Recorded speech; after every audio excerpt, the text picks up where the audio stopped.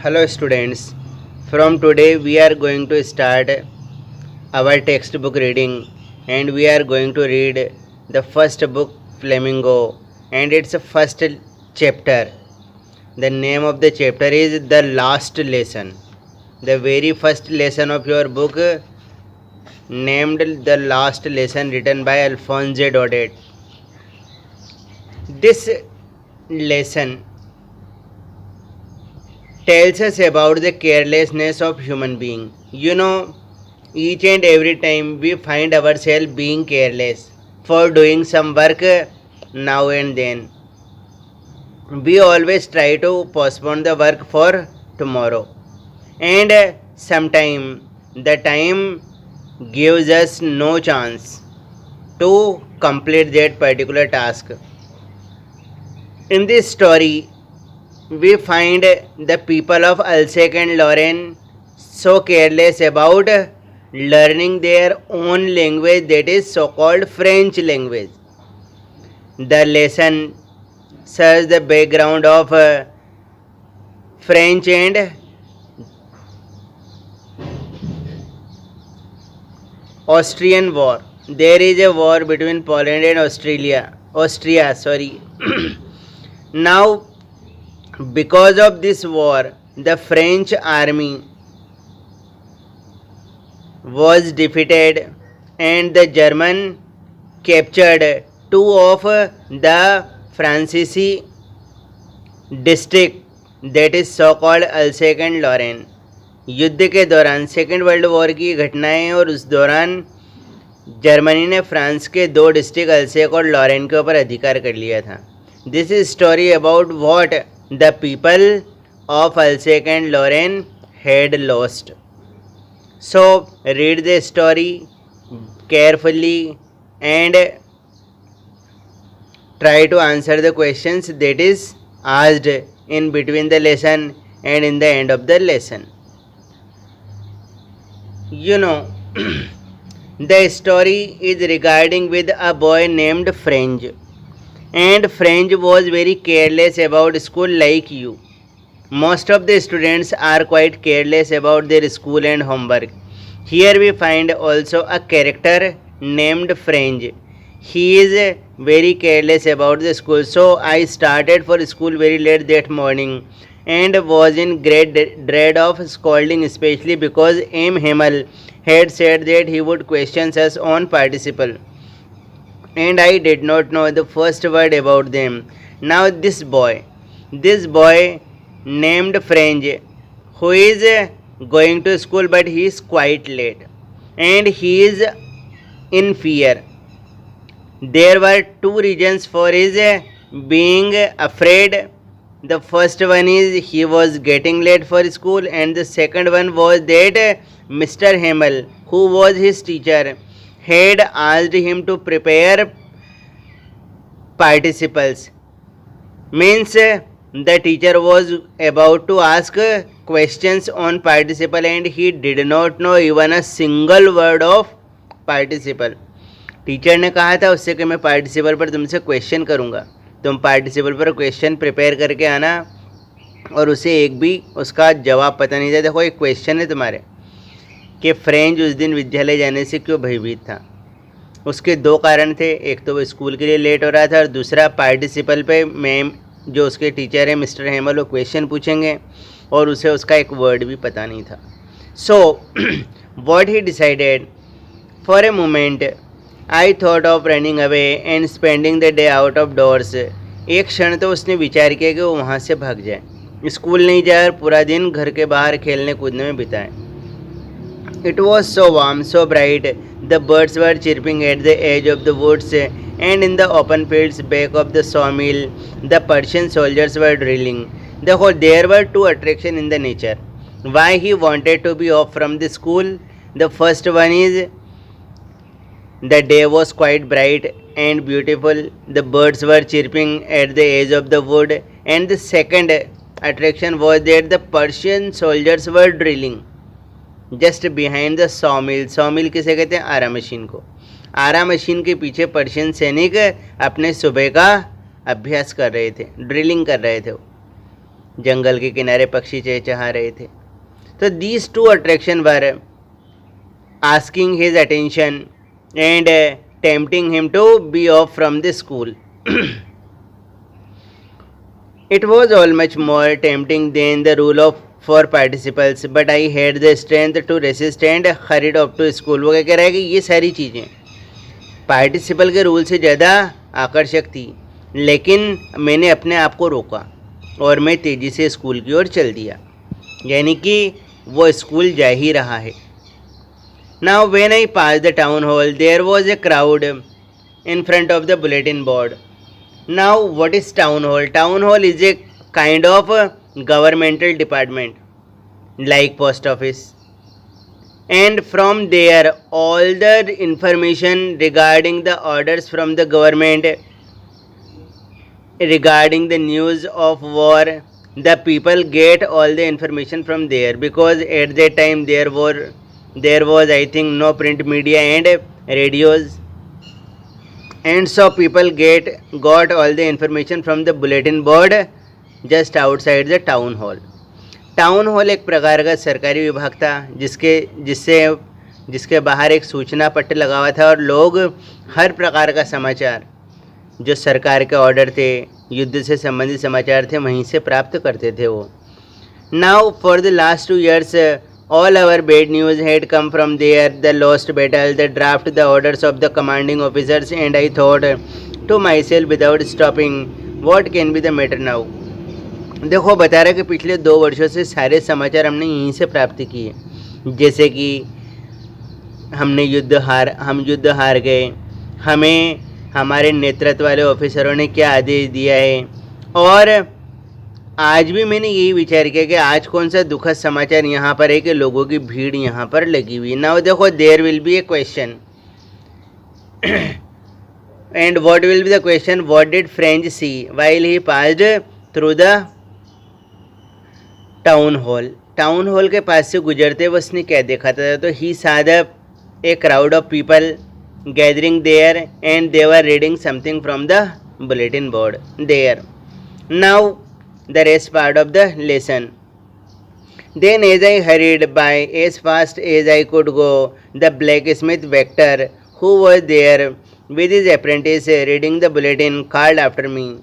Now when I was moving fast from there, I heard someone calling me. किसी व्यक्ति ने मुझे आवाज़ लगाई. And I saw that it was a blacksmith. Blacksmith means लोहार. His name was Vector. What was the name of that blacksmith? Vector. Vector जो कि उसके apprentice के साथ वहाँ पर मौजूद था. He called him. And what did he say? Don't go so fast, bub. You will get to your school in plenty of time. उसने कहा बेटा इतनी जल्दी स्कूल जाने की आवश्यकता नहीं, अब तो तेरे पास बहुत समय है अपना स्कूल जाने के लिए. Means it was a kind of satire, एक व्यंग था. Means people also new very well that this boy was quite careless about his school. Now they got a very dreadful news from that day and from that bulletin board, and that's why they made a satire on him that you have plenty of time to go to school. अब इसका आपको मालूम पड़ेगा कि वो क्या भयानक news उन्होंने प्राप्त की थी, जिसकी वजह से उन्होंने उससे कहा कि अब इतनी जल्दी करने की ज़रूरत नहीं है, बहुत टाइम है स्कूल जाने के लिए. I thought he was making fun of me and reached M. Hammel's little garden all out of breath. अब मैंने सोचा कि वो मेरा मजाक बना रहा है. That's why I made hurry and rapidly I went to near Mr. Hammel's garden. Mr. Hammel देखो उसी स्कूल के अंदर रहते थे जिस स्कूल में ये बच्चे पढ़ा करते थे, और उसी स्कूल कैंपस में उसने एक सुंदर गार्डन भी बना रखा था. तो वो वहाँ तक पहुँच गया काफ़ी तेज़ी से चलते हुए. अब आगे क्या होता है, एक क्वेश्चन है, देखो पैराग्राफ ध्यान से देखना. Means there is a question के what unusual thing did French notice in the school that day. उस दिन फ्रेंच ने विद्यालय में क्या असामान्य देखा था. सो See, usually when school began, there was a great bustle which could be heard out in the street. The opening and closing of desk, lessons repeated in unison, very loud, with our hands over our ears to understand better. And the teacher's great ruler rapping on the table. Now देखो, वो बता रहा है कि जब रोज़ाना school प्रारंभ होता था तो काफ़ी अधिक चहल पहल स्कूल में होती थी, और इतनी चहल पहल के वो नीचे गली में भी सुनाई देती थी। जैसे कि डेस्क ड्रॉर का खोलना बंद करना, बार बार स्टूडेंटों ने खोल करके बंद करते हैं। दूसरा, एक ही स्वर में पाठ का दोहरान, ज़ोर ज़ोर से पाठ पढ़ते हैं, वेरी लाउड। साथ ही साथ अगर हमें इन बातों को स्पष्ट रूप से समझना हो तो हमें अपने दोनों हाथ अपने कान पर रखने पड़े, इतना शोर होता था, तब जाके हमें वो बात समझ में आती थी। ये रोज़ाना हुआ करता था, लेकिन आज क्या है? But now it was also still, लेकिन आज तो पूरी तरह खामोशी थी, पूरी तरह शांति। I had counted on the commotion to get to my desk without being seen, but of course that day everything had to be as quiet as Sunday morning. वो कह रहा है कि मैंने ऐसा विचार किया था कि इस हलचल उथल पुथल का फ़ायदा उठा करके मैं बिना लोगों की नज़र में आए चुपचाप जाके अपनी डेस्क पर बैठ जाऊंगा, लेकिन आज तो स्थिति विपरीत थी। आज तो स्कूल संडे मॉर्निंग की तरह बिल्कुल शांत दिखाई देता था। देखो, संडे को ऑफ होता है, स्कूल में पूरी खामोशी होती। So school was looking like quite like Sunday morning. Now through the window I saw my classmates already in their places, and M. Hamel walking up and down with the terrible iron ruler under his arms. Now he looked through the window to find if the students are there or not. So what did he see? He saw that the students were already sitting at their places. ऐसा भी नहीं था कि छुट्टी थी, student अपनी जगह पर बैठे हुए थे, और mister Hamel was walking here and there to and fro with a iron ruler under his arms. अपने कांख में एक लोहे का डंडा दबाए हुए इधर उधर कक्षा में चक्कर लगा रहे थे। I had to open the door, go in before everybody. You can imagine how blushed and how frightened I was. देखो, स्वाभाविक होता है जब आप सबके बाद कक्षा में पहुंचते हैं और स्वयं को दरवाज़ा खोल करके जाना पड़ता, हर व्यक्ति की नज़र आप पर होती तो बड़ी शर्म महसूस होती। वही शर्म और डर फ्रेंजो को महसूस हुआ। But nothing happened. M Hamel saw me and said very kindly, go to your place quickly little friends, we were beginning without you. लेकिन कुछ भी नहीं हुआ जैसा मैंने सोचा था कि मेरी डांट पड़ेगी, मार पड़ेगी। मैंने देखा श्रीमान हेमल ने बड़े प्यार से मुझसे कहा कि जल्दी से अपनी जगह पर जाकर के बैठो छोटे फ्रेंड, हम तुम्हारे बिना ही पाठ शुरू करने वाले थे। I jumped over the bench and sat down at my desk. Not till then, when I had got a little over my fright, did I see that our teacher had on his beautiful green coat, his frilled shirt, and the little black silk cap all embroidered that he never wore except on inspection days and prize days. Now see, there was the second change that he noticed in the school that day. देखो, question मैंने तुम्हें बताया था कि उसने school में क्या असामान्य देखा था। Means what changes did he notice in the school that day. So first was the school was quite like Sunday morning, and the second thing, Mr. Hamel was in his special dress. Means he was wearing a green coat, a frilled shirt and a little black silk cap that all embroidered. उसने अपना special dress, green coat, एक फ्राइलेड shirt और एक काली silkie cap जिस पहन रखी थी, जिसके ऊपर कशीदा हुआ था। एम्ब्रॉयडर्ड मीन्स जिस कैप के ऊपर कशीदा निकला हुआ था। अब देखो, ये वो पोशाक थी जिसे वो साल में सिर्फ 2 ही दिन पहनता था। द फर्स्ट डे जब इंस्पेक्शन हो स्कूल का, और दूसरा जिस दिन प्राइज डिस्ट्रीब्यूशन डे हो। लेकिन आज न तो इंस्पेक्शन डे था और न ही प्राइज डिस्ट्रीब्यूशन डे था. So why was mister Hamel wearing that special dress? It was a question that arrives in his mind at that time. तो 2 चेंजेस हम लोग देख चुके हैं. Now third change is also waiting for you, mind it. Beside the whole school seemed so strange and solemn. इसके अलावा पूरा विद्यालय इतना शांत और खामोश दिखाई देता था. But the thing that surprised me most was to see on the back benches that were always empty the village people sitting quietly like ourselves. Old Hauser with his 3-cornered head, the former mayor, the former postmaster and several other besides. वो कह रहा है कि लेकिन जिस चीज़ ने मुझे सबसे ज़्यादा आश्चर्यचकित किया वो ये थी कि हमारी कक्षा की लास्ट बेंचेस थी वो हमेशा खाली रहती थी, लेकिन आज हमारे गांव के लोग उन बेंचों पर बैठे हुए थे. ये लोग कौन कौन थे? शहर का पूर्व मेयर, पूर्व पोस्टमास्टर और बूढ़ा हौजर, और इसके अलावा अन्य बहुत सारे ग्रामीण लोग वहाँ पर बैठे हुए थे. देखो, the classes are only for students. Student come and sit there, but why the village people were sitting there? So these 3 unusual changes he had seen in the school that day. The first one was the school was quite like Sunday morning. The second one was Mr. Hamel was in his special dress. And the third one was the village people were occupying the back benches of the classroom.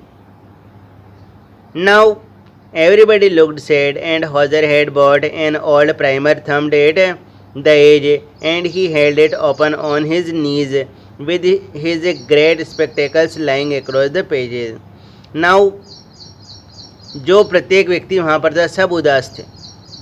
बूढ़ा हौजर अपनी एक पुरानी diary लेकर के आया था.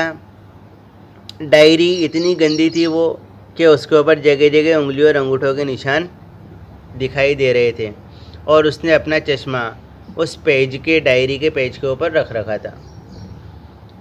While I was wondering about it all, Mr. Hamel mounted his chair and in the same grave and gentle tone which he had used to me, said, "My children, this is the last lesson I shall give you." Now, जब मैं इन सब चीज़ों पर विचार कर रहा था, क्यों गांव के लोग यहाँ पर हैं, क्यों एम हेमल विशेष पोशाक में, क्यों इतनी खामोशी है यहाँ पर, तभी एम हेमल अपनी कुर्सी से खड़े हुए और उन्होंने सभी लोगों को संबोधित करते हुए कहा कि मेरे प्यारे बच्चों, ये अंतिम पाठ है जो मैं आज तुम्हें पढ़ाऊँ. The order has come from Berlin to teach only German in the schools of Alsace and Lauren.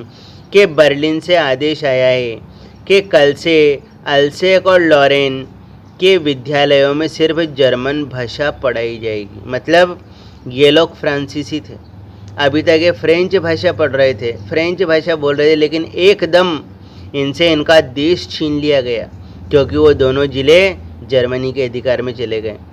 इनसे इनकी मातृभाषा छीन ली गई, यानी कि अब इन्हें फ्रेंच की जगह जर्मन भाषा पढ़नी है और बोलनी है. सोचो, जो लोग पढ़ने और लिखने के प्रति इतने लापरवाह थे, सोचते थे कि चलो कल सीख लेंगे, उनके हाथों से वो कल ही छीन लिया गया. उनके पास अब कोई कल नहीं था कि जब वो उस भाषा को दोबारा सीख सकें, पढ़ सकें, लिख सकें. तो वो बता रहे हैं, the new master comes tomorrow. नया अध्यापक कल आ जाएगा. This is your last French lesson. I want you to be very attentive. ये तुम्हारा अंतिम फ्रांसीसी पाठ है और मैं चाहता हूँ कि तुम इसके प्रति ज़्यादा सजग बनो, ज़्यादा ध्यान से इसे पढ़ो. What a thunderclap these words were to me. वो कह रहा है कि इन शब्दों ने मेरे कानों पर जैसे तूफानी गर्जना कर दी. मतलब इसके मन में एक विद्रोह पैदा हो गया. क्यों?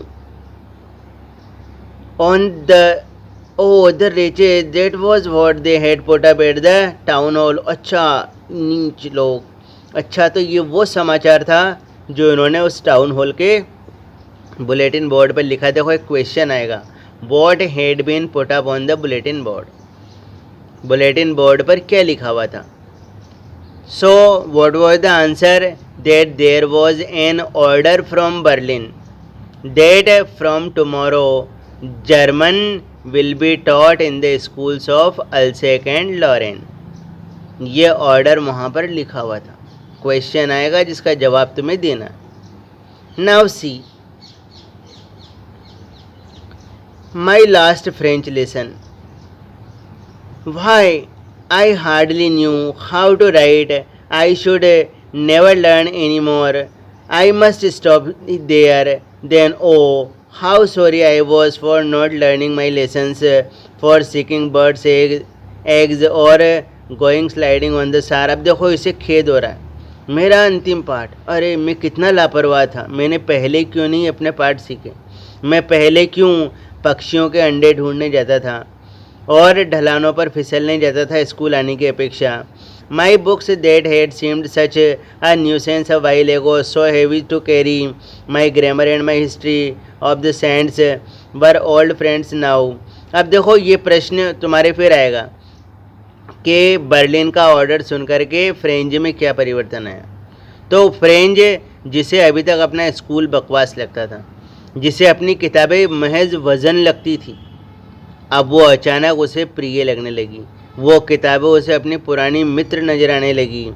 और and I couldn't give up and mister Hamel to the idea that he was going away that I should never see him again made me forget all about his ruler and how cranky he was.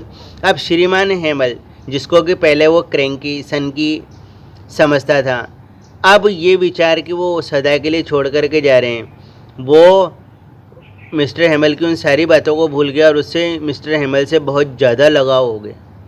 अब वो नहीं चाहता है कि वो वहाँ से जाएं. तो ये परिवर्तन हम लोगों ने देखे. अब इसके क्वेश्चन आंसर मैं आपको अगले लेक्चर में भेजूँगा और साथ ही साथ नेक्स्ट पार्ट भी हम लोग अगले लेक्चर में पढ़ेंगे. Okay, thank you.